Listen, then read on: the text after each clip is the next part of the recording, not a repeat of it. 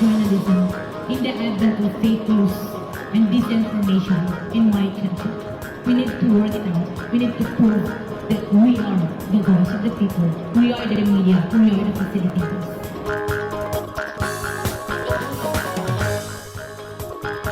Ania na ang mga balita nga nahagpat sa Newsline Philippines Information Center. Ako si Paul Palacio. Tutok na!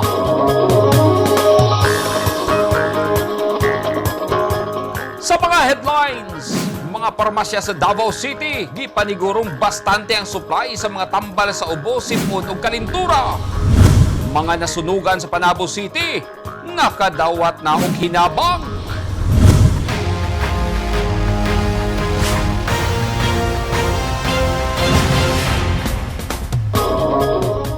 Sa detalye sa ato mga balita, gipaniguro sa mga parmasya sa Davao City nga adunay igong supply sa tambal nga paracetamol, sukwahi sa sitwasyon sa Metro Manila nga giingong adunay shortage sa mga tambal sa ubo, sipon, hilanat kon kalintura.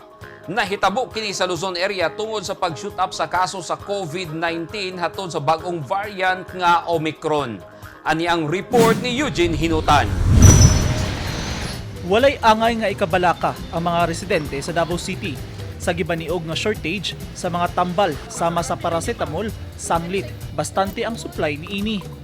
Sukwahi kini sa nahitabo sa pipila ka mga parmasya sa Metro Manila nga nagkulang ang stocks sa pipila ka mga tambal sa hilanat, trangkaso, ubo ug sipon tungod sa bagong variant nga Omicron. Duna lamang ubang brand sa tambal ang hurot-hurot ang supply sa pipila ka mga pharmacy sa syudad tungod sa pagsaka sa demand diini. Sumala sa pharmacist nga si Cheryl June Bautista, nag-inisyatibo na sila nga limitahan sa duha ka pad sa paracetamol lang kada customer ang ilang mahatag aron maangay ang tanan ug aron walay mag-hoard og tambal ug malikayan ang panic buying. So far sa amo ang branches sir, sa among owner lang ha, kay enough pa man ang supply. So although everyday mapalitan jud siya. So in the wala mi kabulo for next week or next month kay murag ang main jud namo sa Manila is murag wala na po daw supply eh. So probably in the future so maapektuhan jud if ever daghan gyapon tawag ana oy mga case sa flu diri pud sa Mindanao. Kay syempre ang mga tao mamalit man jud. Bisan pa man bastante ang supply sa tambal sa syudad, naniguro ng daan si Jennifer Uyanggurin nga mopalit og tambal sa usa ka parmasya. Sanglit, wala siya'y masugo kay gamay pa ang iyang anak ug nabalaka usab siya sa nabaniog nga dunay shortage sa tambal. Oh, nagpalit jud ko daan kay layo man gud kuan kanang palitanan niya. Kuan pod wa koy masugo niya. Kuan na lang kaning in case na lang gyud kay kanang kuan ko dili pod ingon nga kanang pangandam sa kanang kuan in case ug masakit atong anak nato dili natamo kuan og kanang kuan kay na may tambal daan.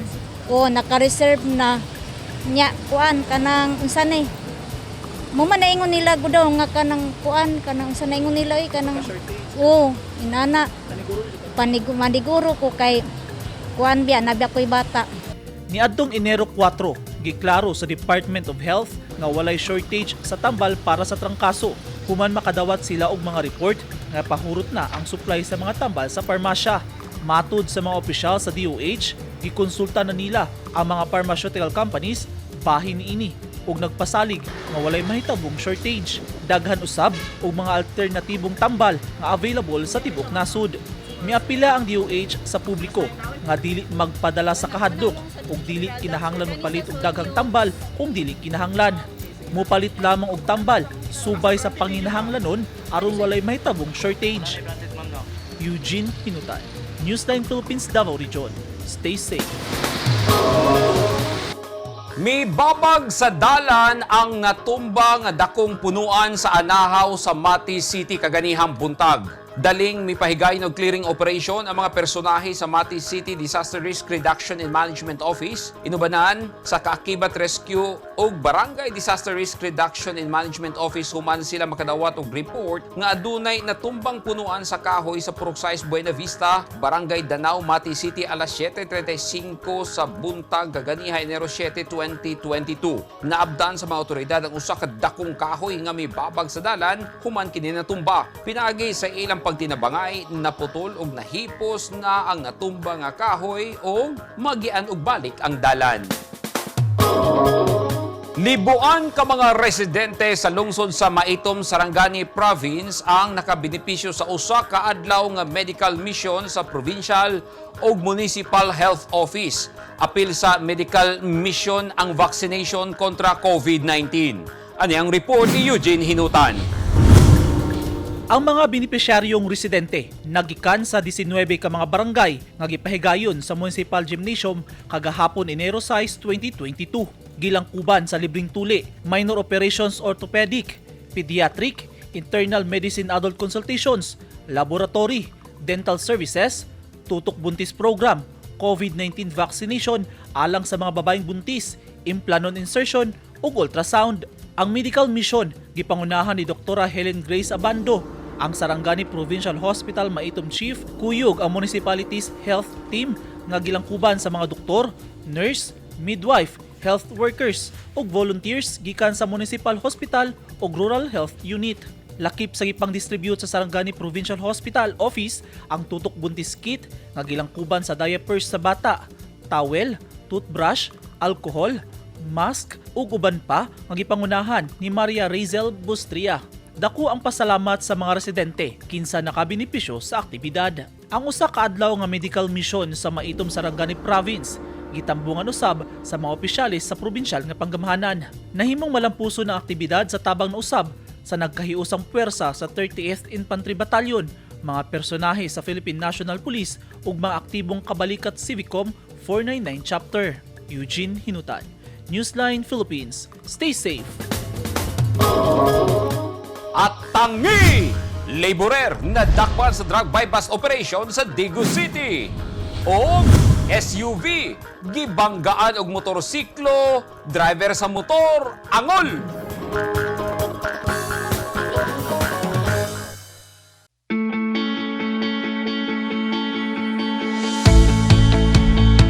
Gusto ba mo og barato ug orihinal nga mga construction supply? Sa kadaghan sa imong pilian, all-in-one ang imong pagpamalit. Tara na sa 3M1 ug T-Square Lumber and Construction Supply. Nahimutang sa daang Hardika, Lanao ug Dayo Street, Kidapawan City. Naging mapaghamon ng taong 2020 sa bawat Pilipino at sa Philippine Charity Sweepstakes Office. Nakapanlulumo at nakapanghihina, ngunit hindi tayo kapwa susuko. Mula noon, ngayon, at sa hinaharap, asahang makakasama ninyo ang PCSO sa pagbangon ng Pilipino sa anumang pagsubok. We will get through this crisis as one nation. Ang mga taong dunay mga ginahambin nga mga grabing mga balatian o comorbidity, hilabi na ang mga senior citizen, sila ang mas delikado nga maigo sa coronavirus disease COVID-19. Busa dubling pag-amping ang himuon og tambali ang mga ginahambin nga mga sakit. Ang pagtumar sa Bilonga Gold Herbal Capsule is a food supplement makatabang aron mapunggan nga musamot ang mga balatian. Turmeric uluyang dilaw ang nagunang sagol sa Bilonga Gold. Gisagulan og sodium ascorbate o vitamin C aron mas mulig-on ang immune system. Ang Bilonga Gold Herbal Capsule mapalit sa mga butika.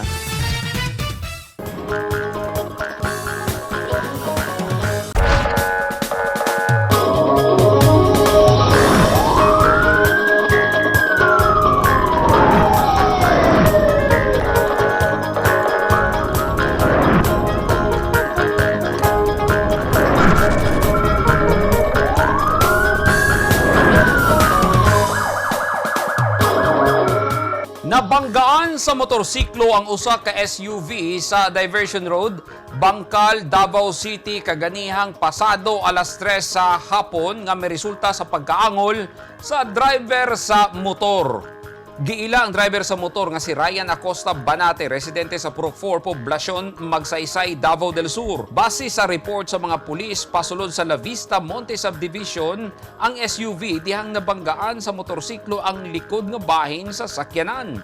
Padulong sa ula sa Davao City ang direksyon sa motor. Sa impact sa bangga, nabaog ang telescopic sa motorsiklo. Gitabang dayon sa emergency medical technician sa 911 ang naangol nga driver sa motorsiklo o gidala sa ospital. Nasikop sa drug bypass operation sa mga otoridad sa Digos City ang usa ka laborer human na maligya og illegal nga droga. Sa Midsayap, North Cotabato, patay ang target sa bypass operation kay matod sa mga otoridad misukol kini atol sa operasyon. Ani ang report ni Ronnie Jun Otero. Gipusasan sa mga pulis sa Digos City ug PDEA ang usa ka Mark Anthony Imba Caniedo human napalitan ug nakumpiskahan sa pulis ug gituang shabu sa drug bypass operation kagabi sa Lopez Haina Street, Barangay Zone 2 sa Digos. Matud pa sa mga operatiba, dugay na nilang gipanid-an ang dinakpan ug naghigayon gyud ang otoridad sa paglusad og bypass operation hinungdan nga nasikop kini. Sa Midsayap, North Cotabato, patay ang usa ka Jackie Manalak Gimba alias Dato, 23 anyos atol sa drug bypass operation sa Purok Mausuagon B, Barangay Salunayan, Midsayap, North Cotabato niadtong milabayng adlaw. Kay matod sa mga otoridad, misukol kini atol sa ilang operasyon. Nasignita na suspect og balor 3.4 million pesos. Nakuhansap kini og punto kalibre 45 nga pistola. Ronnie Jun Otero, Newsline Philippines. Stay safe.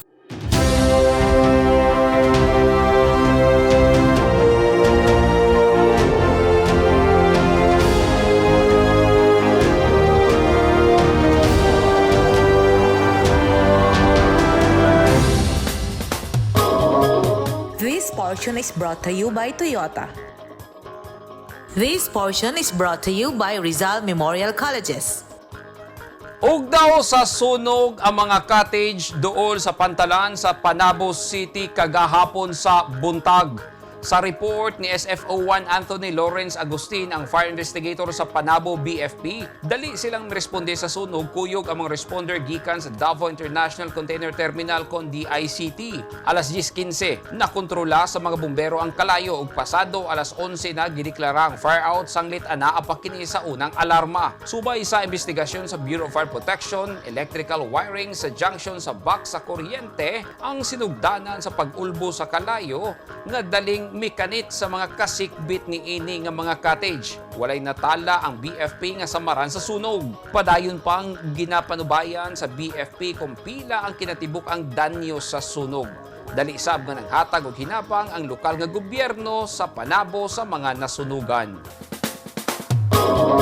Padayong naghatod og hinabang ang provincial government sa South Cotabato ngadto sa mga biktima sa bagyong Odette sa Siargao Island sa Surigao del Norte. Ang mga hinabang gikan sa mga residente sa South Cotabato og provincial nga pagamhanan. Katambayayong sa paghatod og pagtigom og mga donasyon ang Provincial Disaster Risk Reduction and Management Office nga kasamtangang mibiyahe paingon sa Siargao Island sakay sa barko sa Philippine Navy. Kahinumduman nga sa milabayng bulan nakahatod usab og tabang ang probinsyal nga gobyerno sa pipila ka mga lugar sa Mindanao nga grabing naapektuhan sa bagyong Odette. Dako ang pasalamat sa lokal nga gobyerno didto sa ilang mga residente sa walay puas nga pagtabang.